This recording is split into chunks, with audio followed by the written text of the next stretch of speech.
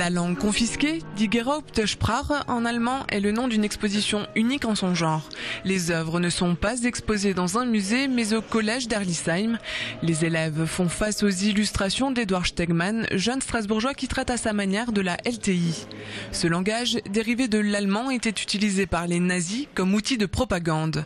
LTI, une langue carcérale, des mots et une époque qui mettent la jeune génération face au nécessaire devoir de mémoire. Alors moi, il y a un dessin qui m'a un peu choqué, c'est qu'on voit un homme, on voit juste son crâne en fait, ouvert, donc une lobotomie, et il y a une croix gammée qui lui est rentrée dans le crâne. Je trouve ça assez... C'est pas grand chose, mais c'est assez choquant quand même. Enfin, les messages passent bien à travers les œuvres. Cette période m'interpelle beaucoup parce que je me demande pourquoi ils l'ont tous suivi alors qu'ils auraient très bien pu faire le choix de ne pas le suivre et de suivre leurs propres idées. Ils sont vachement forts, il y a beaucoup d'émotions, on comprend tout de suite ce qu'ils veulent dire, on comprend tout de suite le message qui veut être passé. Et enfin, j'ai pas vraiment d'œuvre qui m'a le plus marqué parce qu'elles sont toutes marquantes. Là-bas, il y avait une peinture avec un homme complètement écrasé par un poing comme ça on voyait même ses os, je sais pas. Moi, je pense que ça représente un peu à quel point ils sont écrasés par le nazisme et tout ça. Donc, sur le coup, ça choque un petit peu. Mais voilà, donc ça fait bien comprendre à quel point c'était difficile, quoi. Edward Stegmann a mis en image des extraits du texte de Victor Klemperer, auteur juif traqué par les nazis.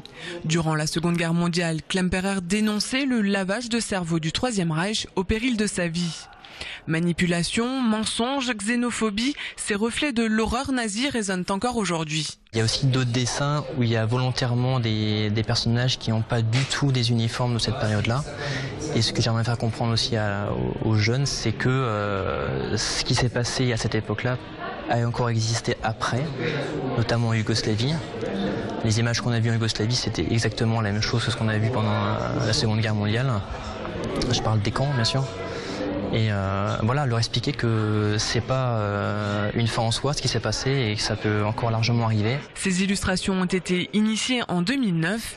Depuis, elles arpentent les expositions, musées ou bibliothèques. C'est la première fois que ces œuvres et ces histoires sont montrées dans un établissement scolaire à l'initiative du Centre européen du résistant déporté, le camp du Struthof. Elle va servir à montrer aux jeunes quelque chose qui est assez compliqué d'abord, puisque c'est un texte très intellectuel, mais sous forme de dessin, qui le rend accessible à tous.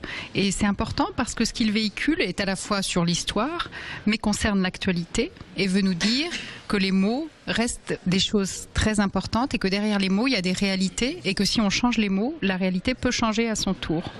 Littérature, art plastique allemand, à Herlisheim, la plupart des professeurs du collège se serviront de ce matériau pour alimenter leurs cours. En art plastique, pour travailler sur l'illustration, sur le lien entre illustration et puis les idées, la façon dont on peut faire passer un message avec ces illustrations. Les matières littéraires en français, les professeurs peuvent travailler sur les mots, leur impact, la façon dont ils peuvent être détournés. Les enseignants d'allemand aussi vont travailler sur cette exposition et les enseignants d'histoire-géographie pour traiter de la période de la Seconde Guerre mondiale.